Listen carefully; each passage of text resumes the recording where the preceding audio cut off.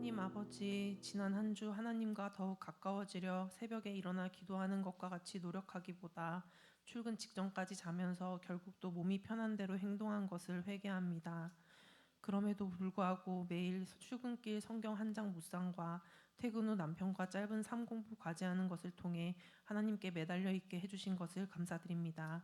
저희 엔터교회를 항상 돌보아 주셔서 모일 때마다 은혜로운 예배를 드리게 하시고 초대교회가 떡을 나누어 먹으며 예수님을 기억한 것과 같이 저희가 예배 후 식사 교제를 하며 한 몸 된 교회로서 예수님 안에서 하나 되게 해주시길 간구합니다. 필리핀 두마게티 목장을 위하여 기도합니다. 필리핀 두마게티에서 사역하시는 박성국 이선영 선교사님을 기억하시고 게스트하우스와 샤워실, 식당 건축이 잘 될 수 있도록 도와주세요.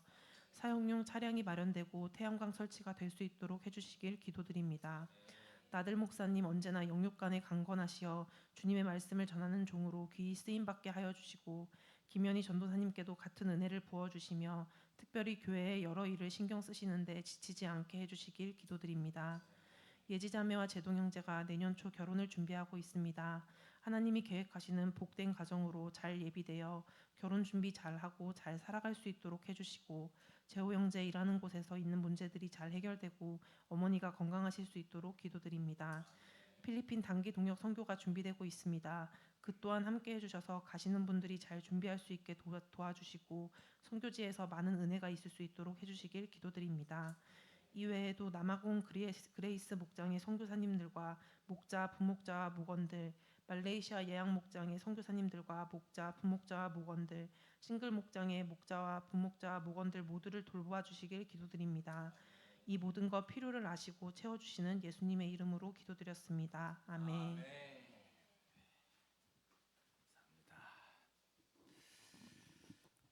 잠시 광고 잠깐 좀 하나 드릴게요.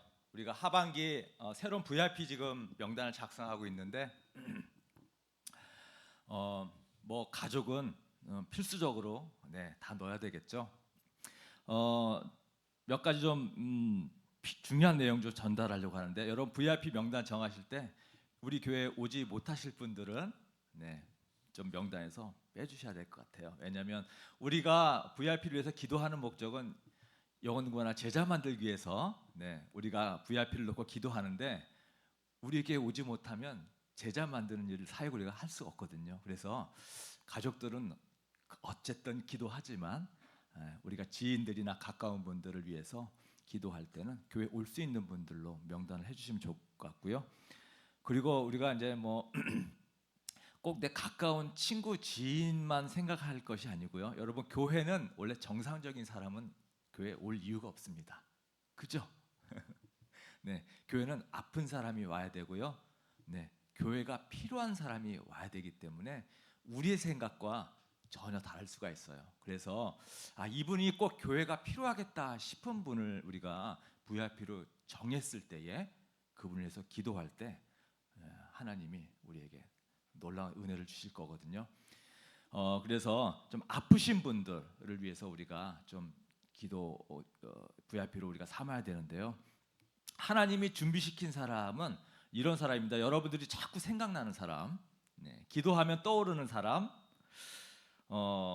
왠지 기독교와 이 교회와 크리스찬 이런 얘기를 하면 지나치게 반발하시는 분들이 있는데 여러분 이런 분들이 사실은 갈급함이 있기 때문에 그래요.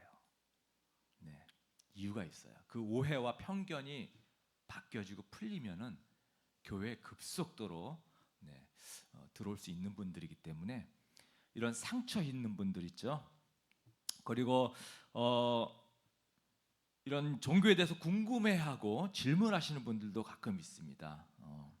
정말 이 천국이 무엇인지, 정말 지옥과 이런 천국에 대한 것, 죄인, 지구의 어떤 종말 이런 영적인 부분에서 질문을 가지고 이렇게 궁금해하시는 분들은 이게 하나님이 준비시켜 주셨구나 이런 생각으로 우리가 VIP 목록으로 삼으면 좋겠습니다.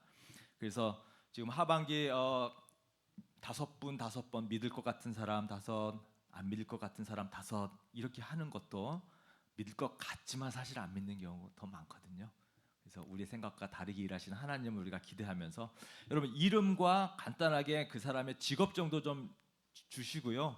그리고 그 사람에 대한 정보를 주시면 기도할 때 우리가 좀 더 집중적으로 효과적으로 기도할 수 있거든요. 그래서 이름만 내지 마시고 이름과 그 사람의 직업, 또 신앙 배경이 있었다면 신앙 배경, 그리고 현재 어떤 상황에 대해서 간단하게 아는 대로 적어주셔서 우리 7월서부터 또 하반기에 열심히 VIP에서 기도하도록 하겠습니다.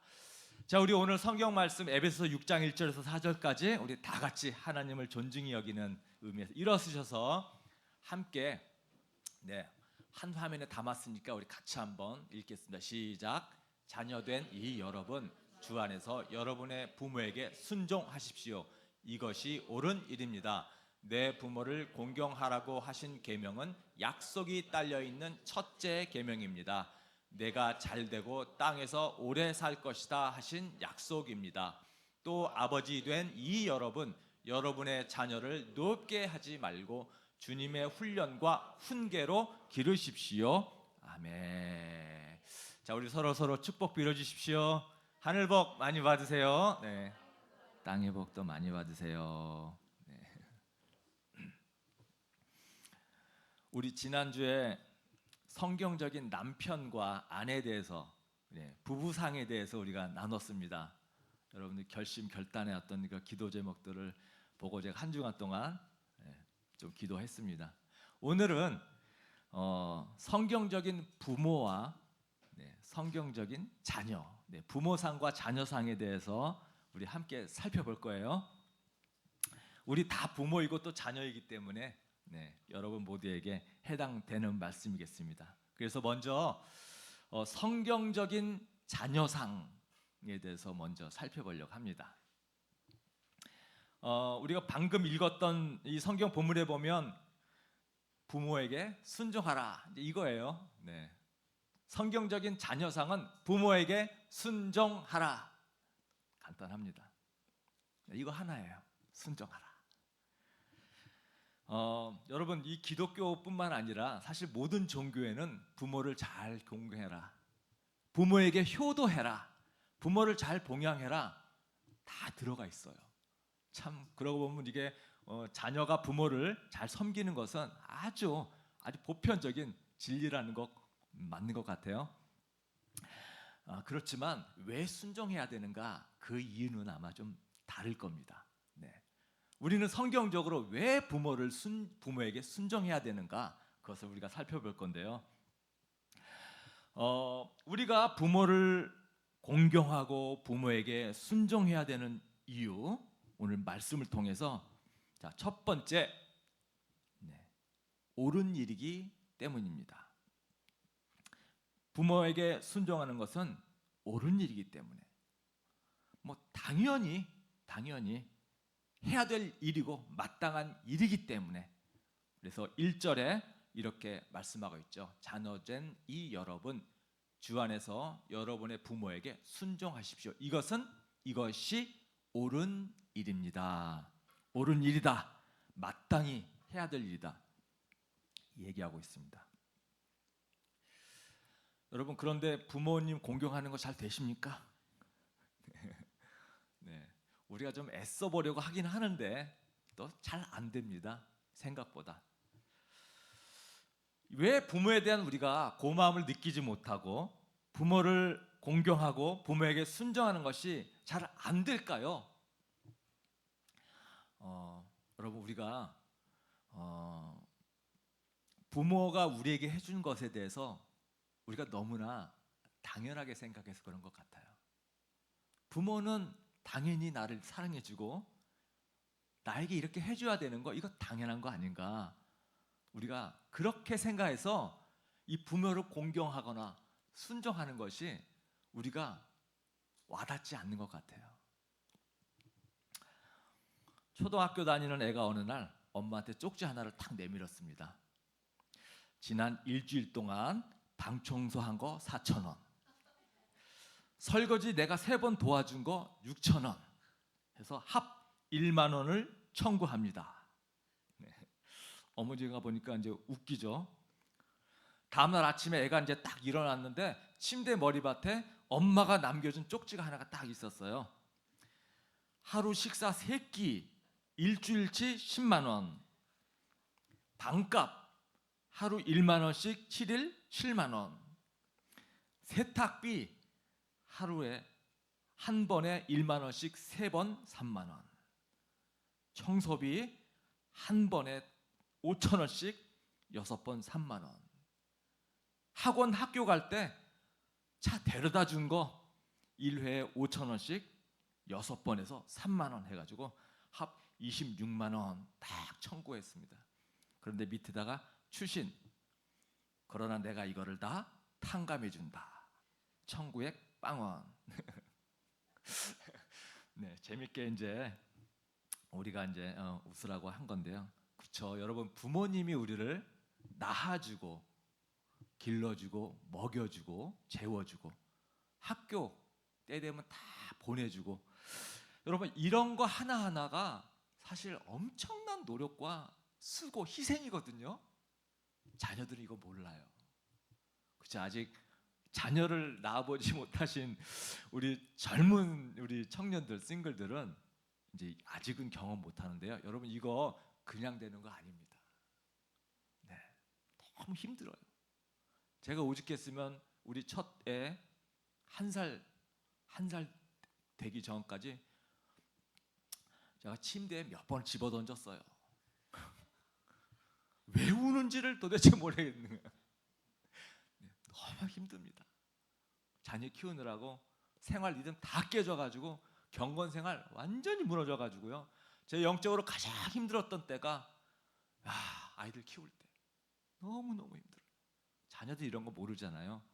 여러분 우리가 부모님을 공경하고 부모에게 순종하지 못하는 거 당연하게 생각해요. 부모니까 당연히 이렇게 해주는 거다, 마땅하다.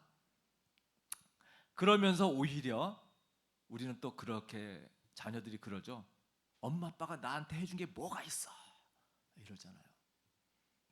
우리 인간은 죄성이 강하기 때문에 자기한테 잘못한 거, 그러니까 잘해준 것은 사실 금방 잊어버려요. 까먹어 버립니다. 근데 나에게 섭섭하게 한 거, 나에게 잘못한 거, 나에게 상처 준 거, 여러분 이런 것만 우리는 끄집어내서 엄마가 나한테 뭐 해준 게 뭐가 있어, 아빠가 나한테 해준 게 뭐가 있어, 이것만 부각시켜서 불평하고 고마움을 잘 모르는 이러한 태도를 우리가 갖는 거죠. 여러분 여러분이 이 자녀된 분들 이렇게 성장하기까지 여러분 그냥 되지 않습니다. 여러분이 스스로 내가 노력해서 열심히 공부하고 애쓰고 수고해서 이만큼 성장했다고 생각할 수 있는데, 여러분 절대 그런 일은 있을 수가 없습니다. 세상에 자수성가란 절대 있을 수 없어요. 절대 있어요. 자, 그래서 우리가 이러한 부모의 이런 어떤 감사한 마음이 우리가 없기 때문에 부모를 공경하기가 어려운 거거든요. 그래서 우리 성도님들, 나를 낳아주신 부모, 여러분 낳아준 것 그 자체만으로도 우리는 그냥 감사해야 됩니다. 그 키워주신 부모의 은혜 잊어서는 안 되고요. 그래서 부모에게 순종하고 부모님을 공경하시는 우리 엔터교 여러분 모두가 되시기를 부탁드립니다.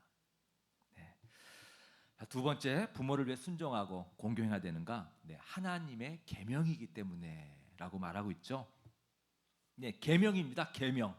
그래서 2절에 보면 내 부모를 공경하라고 하신 계명은 약속이 달려 있는 첫째 계명입니다. 여러분 10계명에 나오죠? 부모를 공경하라.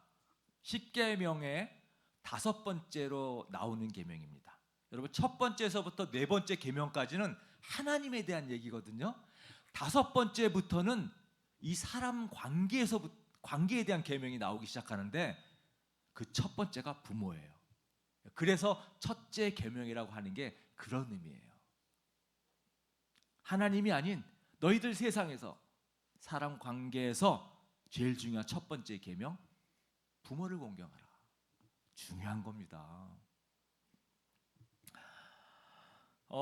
여러분, 하나님이 우리에게 계명을 줄 때는 우리가 행복하기를 원하기 때문에 주신 겁니다. 여러분, 하나님 우리를 창조하신 분이죠. 그래서 우리가 어떻게 살아야 행복한지 하나님은 너무도 정확하고 분명히 알고 계세요. 그래서 우리에게 야, 너 그렇게 살면 안 돼. 너 그렇게 살면 좋을 것 같은데 아니다. 너 이렇게 살아라. 이런 우리가 어떻게 살아야 되는지 행복하고 잘 사는지를 아시기 때문에 우리에게 그것을 알려주신 것이 계명이에요. 계명이에요. 그래서 우리가 계명대로 살면 여러분 우리는 행복하게 살 수 있어요. 그리고 우리가 이 계명에 따라서 살면 하나님이 기뻐하시는 거예요. 특히 부모님을 공경할 때 하나님이 아주 기뻐하십니다. 첫째 되는 중요한 계명이기 때문에. 그래서 골로새서 3장 20절에도 이렇게 말씀을 바울이 하고 있는데요. 우리 같이 한번 읽어보겠습니다. 시작. 자녀된 이 여러분 모든 일에 부모에게 복종하십시오. 이것이 주님을 기쁘게 드리는 일입니다. 그렇습니다. 부모를 공경하고 부모에게 순종하는 거 여러분 하나님이 아주 기뻐하시는 일입니다. 첫 번째 계명이에요. 여러분들 부모님하고 관계가 별로 좋지 않으신 우리 청년 싱글들 꽤 있습니다. 뭐 부모가 되신 분들도 자기를 낳아주신 부모에 대해서 별로 좋지 않은 감정을 갖고 계신 분들도 많이 있죠. 여러분 하나님을 기쁘시게 해드리기 위해서라도 여러분이 정말 하나님을 믿고 신앙생활을 하신다면 나를 낳아주신 나의 부모님 정말 하나님을 기쁘시게 해드리기 위해서라도 우리 부모님 공경하시기를 부탁드립니다. 꼭 부탁드립니다. 자, 우리 세 번째 왜 부모에게 공경하고 순종해야 되는가? 약속이 딸려 있기 때문에. 약속이 있습니다. 자, 2절 3절을 우리 다시 한번 볼 텐데요. 우리 함께 같이 한번 읽어볼까요? 시작. 내 부모를 공경하라고 하신 계명은 약속이 딸려 있는 첫째 계명입니다. 내가 잘 되고 땅에서 오래 살 것이다 하신 약속입니다. 자, 부모를 공경할 때 하나님이 주신 약속, 네가 잘 되고 땅에서 오래 살 것이다. 여러분 천국에 대한 우리의 축복과 보상 뭐 예정돼 있고 보장돼 있는 것이지만 여러분 우리가 살고 있는 이 땅에서도 하나님이 주시는 약속이에요. 부모를 공경하는 사람. 여러분 뭐 부모를 공경했다고 우리가 100살 200살까지 뭐 그렇게 사는 거 아닙니다. 부모 공경했다고 내가 백만장자가 되는 거 그런 거 아니에요. 근데 부모를 공경하면 반드시 하나님의 축복을 우리가 받는다. 부모를 공경하는 자에게 반드시 이 땅에서 하나님이 축복을 주신다. 이렇게 지금 약속하고 있어요. 우리의 인생이 이 땅에서 잘 풀릴 것입니다. 부모 공경하는 사람에게. 하늘의 복이, 축복이 보장되어져 있다는 것입니다. 여러분 얼마나 이게 중요하겠어요? 여러분 이 부모를 공경하는 것은 꼭 우리 믿는 사람들에게만 주신 축복은 아닌 것 같아요. 제가 볼 때는 믿지 않는 사람도 부모를 정말 공경하는 사람들은 하나님이 저는 축복을 주시는 것 같아요. 그래서 우리 주위에 정말 쟤는 정말 효자다, 정말 효녀야 라고 생각되는 사람들, 그 사람의 인생을 우리 가만히 보게 되면요 여러분 대부분 잘 풀리는 삶을 살고 있단 말이에요. 우리가 많이 주변에 볼 수 있어요. 반대로 여러분 불효자식, 부모 속 썩이는 자식들, 그런 사람의 삶을 한번 가만히 보면요 뭔가 모르게 인생이 꼬이고 아프던가 갑자기 객사를 하던가 큰 병이 걸리던가 그런 모습도 우리가 주변에 볼 수 있습니다. 그래서 우리 성도님들, 내가 정말 하나님의 이 땅에서 예비하신 축복을 내가 충분히 받아야겠다. 정말 나를 위해서라도 우리 부모님께 순종하시고 정말 효도하시는 여러분 되시기를 축원드립니다. 네. 여러분, 그리고 또 부모에게 효도하면요, 그거 알아야 됩니다. 내가 자녀들에게 효도받습니다. 당연하지 않겠어요? 여러분, 콩 심은 데 콩 나고 팥 심은 데 팥 난다, 이런 속담도 있는데, 여러분, 효자집에 효자 나는 겁니다. 여러분, 그런 이유에서라도 여러분 부모님 정말 공경하십시오. 효도하려고 애쓰십시오. 여러분, 자녀들이 보고 배우기 때문에 그래요. 내가 부모님을 이렇게 공경하고 섬기는 모습 우리 자녀들이 보면서, 아, 할머니 할아버지한테 저렇게 하네, 아, 부모에게 저렇게 하는구나, 여러분 이거 보고 그대로 따라하는 게 우리 자녀들입니다. 그래서 효자집에 효자 난다는 게 그런 말 아니겠습니까? 그래서 여러분들, 내가 효도하면, 내가 부모를 공경하면 내 자녀가 나를 공경하겠구나. 여러분, 이것을 위해서라도 여러분 부모님 공경하십시오. 근데 한 가지 짚고 넘어갈 것이 여기 있는데요. 자, 부모에게 순종하십시오라고 1절에 얘기를 하고, 지금 2절에 보니까, 자, 내 부모를 공경하라 이렇게 얘기했잖아. 순종과 공경이라는 이 지금 두 개의 단어가 지금 나오고 있어요. 순종, 공경. 요걸 우리가 좀 알 필요가 있어요. 여러분, 순종, 자녀가 부모에게 순종해라라고 했는데, 우리가 지난주에 아내가 남편에게 순종하십시오 이거 얘기를 했잖아요. 예, 아내가 남편에게 순종하는 것하고 자녀가 부모에게 순종하는 것하고 다른 단어를 쓰고 있거든요. 네, 여기서 자녀가 부모에게 순종하는 것은 절대적인 복종, 이런 의미입니다. 네, 우리 아내가 남편에게 순종하는 것은 그런 건 아니었잖아요. 복종 아니었잖아요. 그죠? 근데 자녀는 부모에게 절대적인 복종의 순종입니다. 지금 이 순종하라고 하면서 어떻게 1절이 시작하냐면, 자녀된 여러분 이렇게 시작하잖아요. 자녀된 여러분 부모에게 순종하십시오 이렇게 시작하거든요. 네, PPT에는 없습니다. 여러분, 이 자녀된 할 때 이 자녀는 결혼하지 않는 젊은 지금 청년들을 향해서 하는 말이거든요. 그러니까 너희들이 출가하기 전, 결혼하기 전 부모에게는 절대적인 복종의 순종이다, 이 말씀을 하시는 겁니다.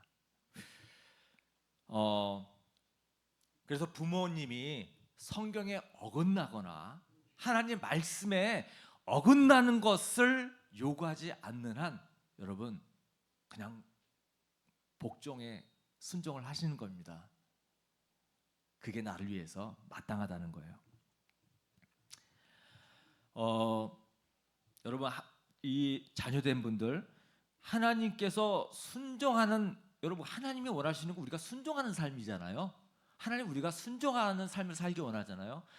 우리가 순종하는 삶을 연습하는, 여러분 가장 좋은 방법이 부모에게 순종하는 거예요. 부모에게 순종하는 거. 여러분, 아, 하나님이 나를 순종 연습하라고 부모님 주셨구나, 이렇게 생각하면 딱 맞습니다. 우리가 부모에게 순종하지 못하면서 보이지 않는 하나님을 순종한다, 이거는 말이 되지 않아요. 불가능합니다. 내가 눈에 보이는 교회의 권위에 순종하지 않으면서 보이지 않는 하나님께 순종한다, 이것도 말이 안 되는 거거든요. 그래서 하나님이 하나님께 순종하는 것을 배우게 하기 위해서 우리에게 부모님을 주셨다라고 여러분 믿으십시오. 네, 그러면 괜찮습니다. 그래서 우리가 하나님의 순종을 배우기 위해서 부모님께 순종하는 겁니다. 그래서 자녀분들 결혼하기 전까지는 부모님이 성경이나 하나님 뜻에 말씀에 어긋나지 않는다면 여러분 절대적인 그냥 순종을 하십시오. 결혼하고 나면 좀 바뀌는데요. 우리 자매님들 결혼하고 난 다음에 이제 부모에게 순종하는 것이 아니라 이제 남편에게 순종하는 무게중심이 옮겨지는데, 그래서 부모에게는 순종이 공경의 단계로 넘어가는 겁니다.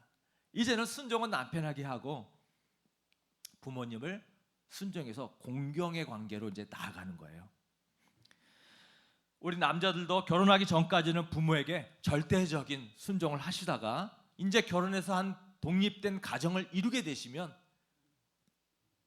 독립된 개체로서 이제 부모님을 공경하는 모습으로 나아가는 겁니다.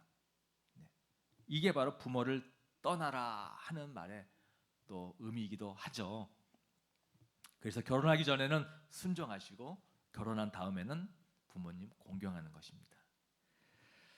그래서 부모님을 공경하기 위해서 제가 두 가지 정도 여러분에게 부탁드립니다. 여러분 정규적으로 우리 아직 청년들에게는 해당되지 않을 것 같습니다. 그리고 결혼하신 분들, 또 내가 사회생활을 해서 내가 직장을 가지고 내가 월급을 급여를 받는 생활을 하시는 분들, 먼저 부모님께 정기적으로 용돈을 꼭 드리십시오. 여러분 우리에게 제일 중요한 건 뭡니까? 돈이죠? 그렇죠? 내가 제일 사랑하는 거 우리 돈이잖아요. 정말 중요한 거 아니에요? 여러분 부모님도 그거 알거든요. 여러분 우리가 내가 이렇게 귀하게 여기고 내 생명처럼 여기는 이 돈을 여러분 내가 정기적으로 부모님께 드린다라는 거, 부모님 입장에서요 공경받는 느낌 듭니다. 부모님도 알거든요. 돈이 얼마나 귀한지, 네가 이 돈 벌려고 얼마나 있었는지 부모님 아시거든요. 그걸 내가 정기적으로 드린다라는 거, 부모님은 공경받는 느낌 나요. 다른 것보다 여러분 꼭 용돈 드리십시오. 여러분 부모님이 난 됐다, 필요 없다, 부모님이 여유가 있고 넉넉해서 받지 않는다고 해도 여러분 드리십시오. 돌려받아도 또 드리십시오. 그래서 공경한다라고 하는 그런 우리의 마음을 꼭 여러분 전하시면 좋겠습니다. 여러분 또 한 가지는 시간을 드리십시오. 여러분 돈도 소중하지만 여러분 우리 시간 엄청 소중하지 않아요? 나 바빠서요. 내가 지금 정신이 없어서요. 거리가 멀어서요. 여러분 이런 다 사정이 있겠지만, 그래서 그 귀한 내 시간을 쪼개서 내 부모님을 한번 찾아뵙고 인사드리는 거, 부모님 입장에서 공경받는 느낌 들어요. 그래서 여러분 가능하면 여러분 시간을 드리십시오. 제가 이 설교 말씀 준비하다가 저도 지난 목요일 날 의왕시에 계신 아버님 찾아갔습니다. 가서 저녁 점심 같이 먹고 한 4시간 정도 함께 대화 나누고 왔어요. 우리는 하여튼 행함으로 행함으로 여러분 우리 부모님들은 자녀들과 대화하기를 정말 원하시거든요. 그래서 시간을 내서 그렇게 부모님을 찾아뵈면 얘가 나를 그래도 공경하는구나, 그런 느낌을 받습니다. 여러분 이렇게 부모를 공경할 때 하나님이 우리에게 축복을 약속하셨다라는 거, 네가 잘 되고 땅에서 오래 살 것이다. 여러분 건강과 재물의 축복, 이거 최고 아닙니까? 우리에게 건강하게 이 땅에서 내가 원하는 일들을 이루어가면서 사는 거, 여러분 이것처럼 복된 게 어디 있겠어요? 이게 하나님 주신 약속이라는 거 여러분 기억하셔서 부모님들 순종하시고 부모님 공경하시는 여러분 모두가 되기를 축원합니다. 자, 이번에는 성경적인 부모상에 대해서 말씀드릴게요. 우리 4절 말씀에 이렇게 나와 있는데요. 이것도 한번 같이 읽어볼까요? 시작. 또 아버지 된 이 여러분, 여러분의 자녀를 노엽게 하지 말고 주님의 훈련과 훈계로 기르십시오. 자, 부모님에게는 지금 하지 말아야 될 것을 먼저 얘기하고 있는데, 노엽게 하지 말아라. 부모된 분들은 자녀들을 노엽게 하지 말아라. 또 해야 될 것은 훈련과 훈계로 길러라. 이렇게 지금 얘기를 하고 있죠. 하지 말아야 될 것에 대해서는 골로새서 3장 21절에 같은 말을 바울이 좀 이렇게도 표현하고 있는데, 아버지 어버이 된 이 여러분의 자녀들을 격분하게 하지 마십시오. 그들의 의기를 꺾지 않아야 합니다.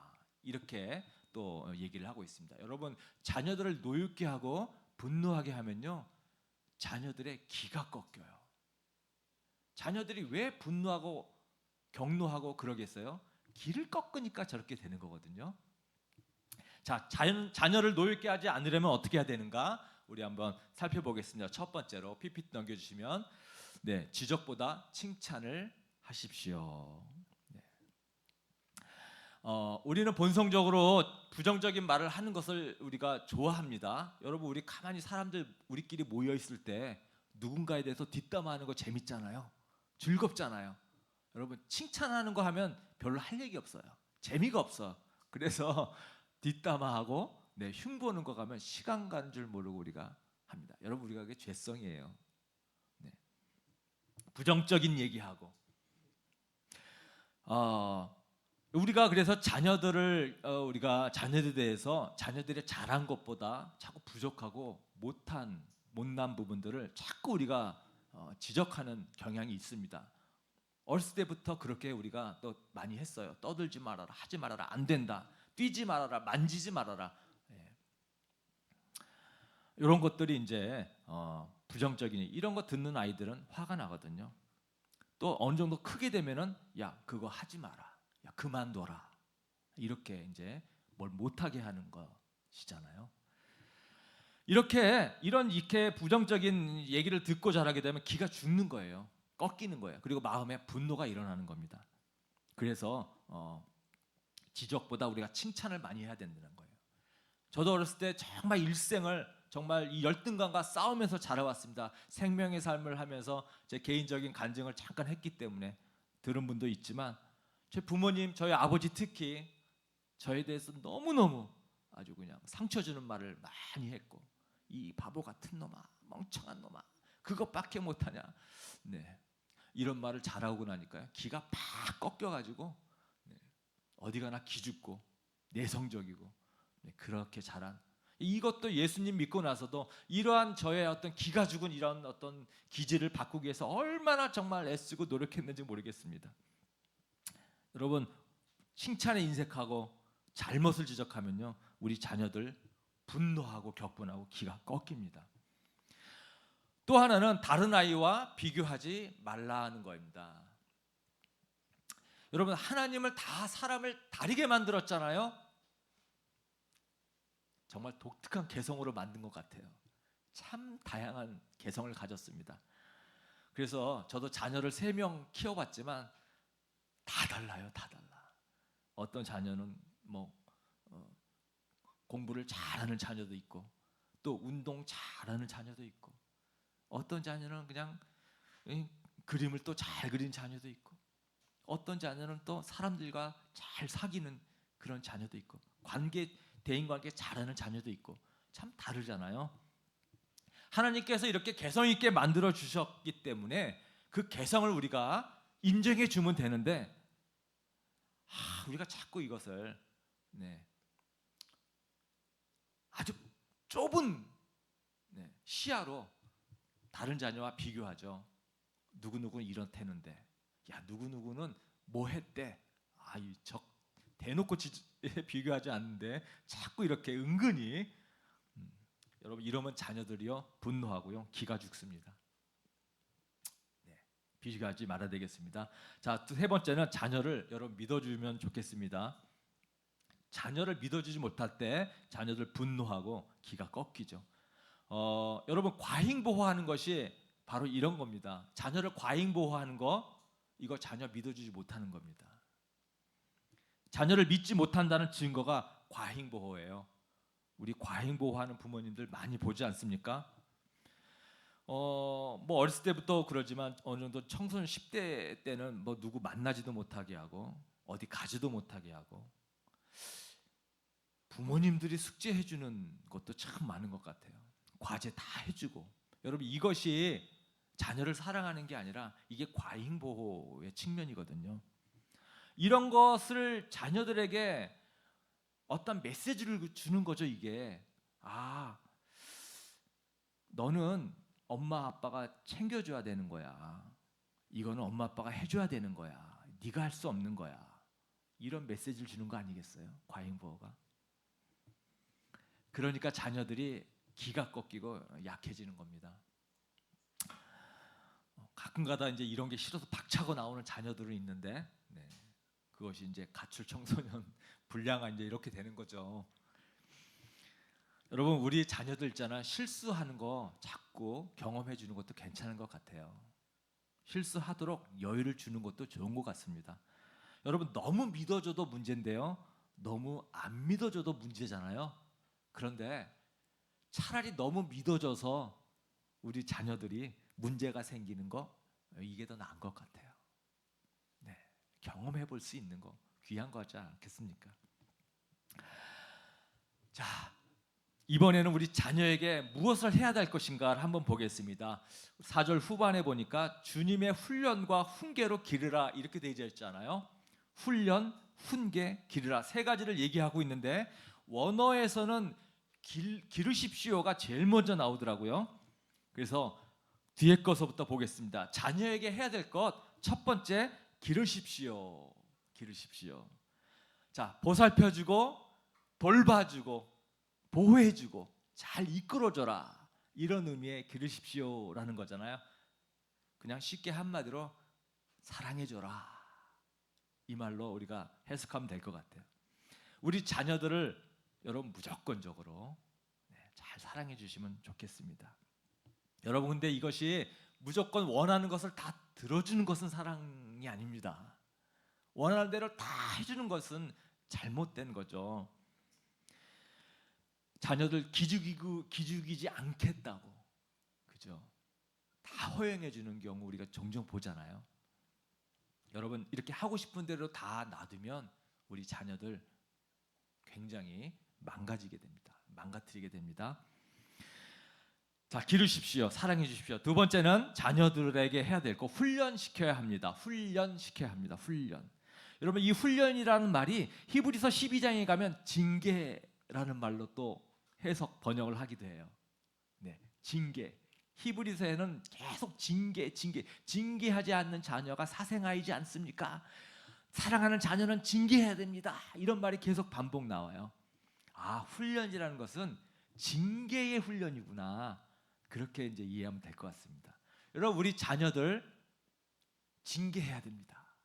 징계. 그래서 잠언에 보면은 13장 24절에 매를 아끼는 것은 자식을 사랑하지 않는 것이다. 자식을 사랑하는 사람은 훈계를 게을리하지 않는다. 지금은 매 안 들으시는 부모들도 꽤 많죠. 네. 여러분, 성경은 매를 들라고 얘기를 합니다. 사랑하는 자식일수록 매를 들어라고 얘기를 하고 있어요. 여러분, 그럼 우리는 어디를 따르는 게 맞을 걸까요? 네. 세상 논리는 인격을 존중하기 위해서 매를 들어서 안 된다, 이렇게 말하거든요. 저는 이 문제에 대해서 예전에 제가 20대 때 아주 전도사님 한 분에게 딱 그래, 이게 맞겠다 싶은 얘기를 들었는데, 초등학교 4학년 전까지는 매가 빠르다. 4학년부터는 말이 빠르다. 네. 근데 4학년 전까지는 매를 드는 것이 효과가 있다고. 그분이 연대 나오셨기 때문에, 특히 이제 영대 철학과 나오셨나? 하여튼 네. 자녀 교육에 나름대로 권위가 있고 경험이 있어서, 아, 그래, 그것이 참 합리적이겠다. 저는 그래서 그렇게 우리 자녀들을 키웠는데요. 여러분, 중요한 것은 어쨌든 여러분 훈계가 있어야 됩니다. 훈계. 네. 적절한 타이밍에 매가 필요할 때는 매를 드려야 됩니다. 그 다음에 세 번째 한번 보겠습니다. 자녀에게 해야 될 것.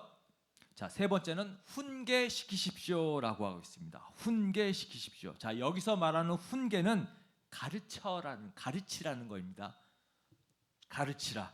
우리 자녀를 앞으로 이 세상 살아갈 때에 앞으로 미래를 대비하기 위해서 우리 부모님들이 자녀를 잘 가르쳐줘야 됩니다. 특히 어렸을 때 잘 가르쳐야 됩니다. 왜냐하면 어렸을 때 가르쳐준 것이 일생을 가기 때문에. 네. 그래서 잠언 22장 6절에 보면 이런 말씀이 있는데요. 마땅히 걸어야 할 그 길을 아이에게 가르쳐라. 그러면 늙어서도 그 길을 떠나지 않는다. 여러분, 그래서 신앙교육이 어려서부터 신앙교육이 되면요, 신앙을 잃지 않을 가능성이 굉장히 높죠. 네. 잠시 떠나긴 하지만 결국은 돌아오더라고요. 여러분, 우리도 가끔씩 주위에 보면 세상에서 있다가 다시 교회로 돌아오신 분들 우리 종종 경험하죠. 그분들 얘기 들어보면 아주 오래전에 교회 다녔던 경험들이 있어요. 그 어렸을 때 뭔가 좋은 기억들이 남아 있어요. 그래서 자기가 살다가 어떤 어려움과 고난 가운데 들어가 보니까, 야, 내가 이거 하나님을 떠나서 그런 거 아닌가? 내가 하나님께 다시 가면 하나님이 나를 이 상황에서 도와주지 않을까? 네, 이런 어떤 기대감을 가지고 다시 하나님께 돌아오게 된다라는 거죠. 여러분, 우리 자녀들 어렸을 때부터 하나님 말씀으로 가르쳐야 됩니다. 그리고 자녀들이 어느 정도 이제 10대가 돼서 좀 성장하게 되면요, 여러분, 이제는 우리 부모님들 삶으로 보여줘야 됩니다. 말은 이제 먹히지 않습니다. 말은 줄여야 돼요. 오히려 그때가 되면. 그래서 이렇게 행동과 말과 행동으로 우리의 신앙의 모범을 보여주셔야 우리 자녀들이 신앙 안에서 훈계로 잘 성장할 수 있게 되겠습니다. 자, 여러분들, 성경적인 부모상 우리 자녀가 하나님을 사랑하고 하나님께 순종하는 그런 자녀로 우리가 만드는 것이 가장 중요하지 않겠어요?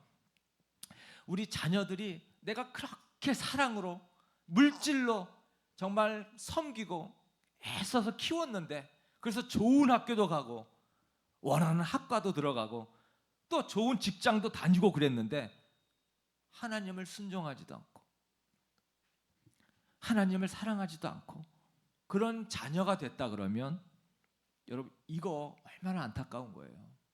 부모 역할 잘 못한 거 아니겠어요? 여러분, 우리는 영생을 위한 준비를 이 땅에서 살아가고 있습니다. 80년, 90년 이 땅에 사는 것은 영생을 준비하기 위해서 살아가는 건데, 우리 자녀들에게 이 준비, 여러분, 이게 실패하면 아무리 자녀가 좋은 삶을 살아가고 있다고 하더라도 여러분, 이거 실패한 자녀 교육 아니겠어요? 우린 자녀들에게 하나님에 대한 신앙을 어려서부터 잘 가르쳐줘야겠습니다. 여러분, 신앙 교육의 중심은 가정이지 여러분 교회가 아닙니다. 이거 잊으시면 안 돼요.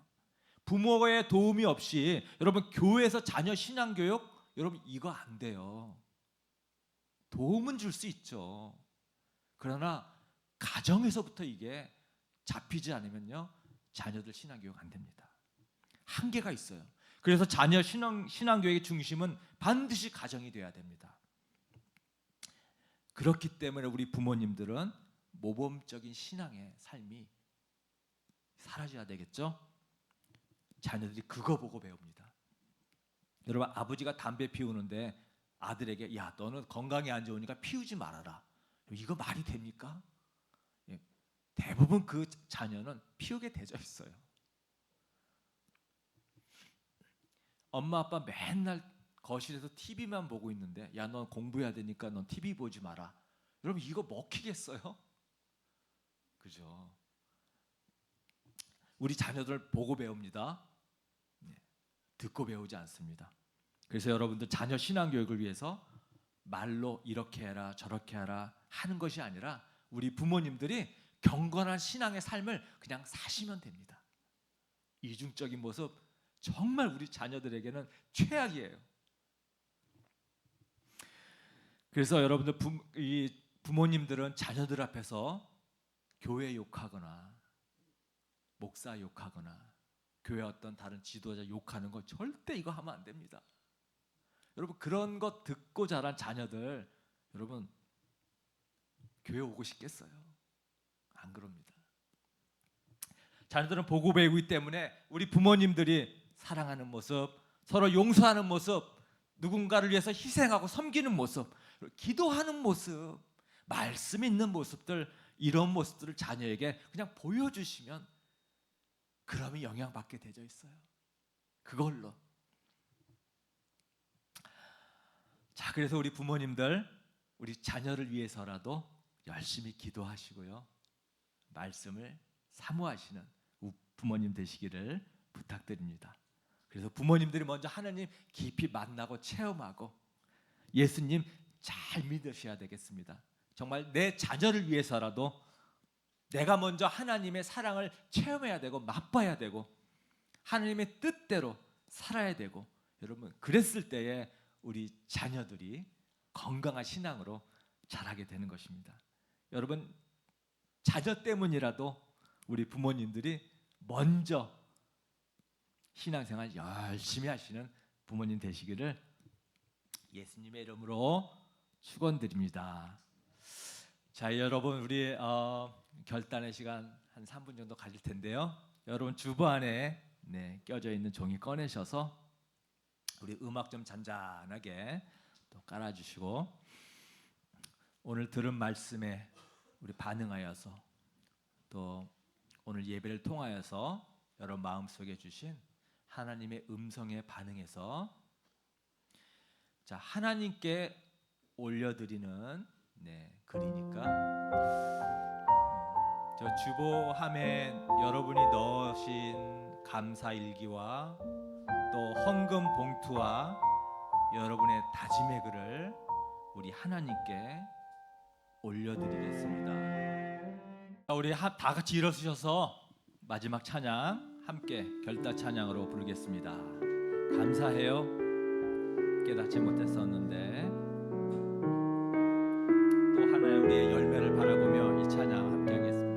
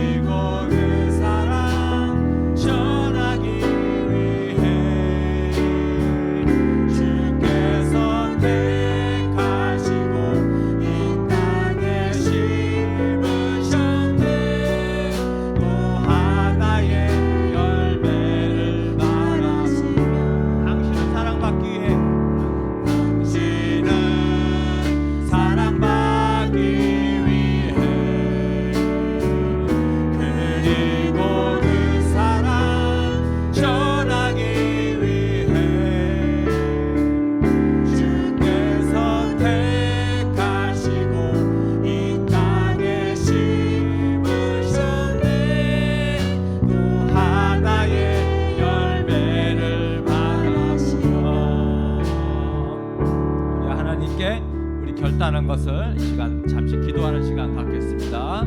기도하십시다. 하나님, 우리가 성경적인 부모에 대해서, 성경적인 자녀에 대해서 하나님 우리 에베소서 말씀을 통해서 함께 나누었습니다. 하나님, 우리가 부모로서, 하나님 또한 자녀로서 우리가 하나님이 원하시는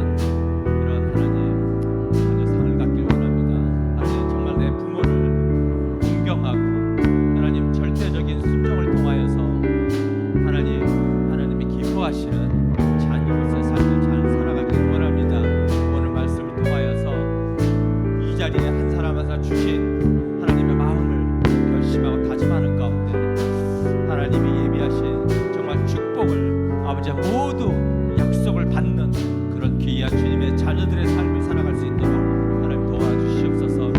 하나님 이 자리에 부모로서 살아가는 자들이 있습니다. 하나님 내가 부모로서 우리 자녀들 내 소유물이 아니라 하나님께서 나에게 맡기신 자녀임을 알고 하나님 자녀에게 나의 욕망과 나의 뜻을 성취하는 도구가 아니라 하나님이 원하시는 그런 자녀들로 성장시키고 자녀들이 그렇게 하나님을 경외하고 하나님을 사랑하고 하나님 말씀에 순종하는 자녀를 키우기 위해서 하나님 나부터 하나님께 순종하며 하나님의 아름다운 모습으로 아버지와 살아가는 그런 건강한 정말 좋은 신앙인의 삶을 살 수 있도록 하나님 도와주십시오. 그래서 나를 보고 우리 자녀들도 하나님을 본받고 살아가는 그렇게 또한 부모를 공경하고 또 섬기는 순종하는 그런 자녀들 우리 부모와 자녀들이 모두 될 수 있도록 축복해 주시옵소서. 하나님 이 자리에 한 분 한 분 주님 만나 주시옵소서. 아버지 축복해 주시옵소서. 하나님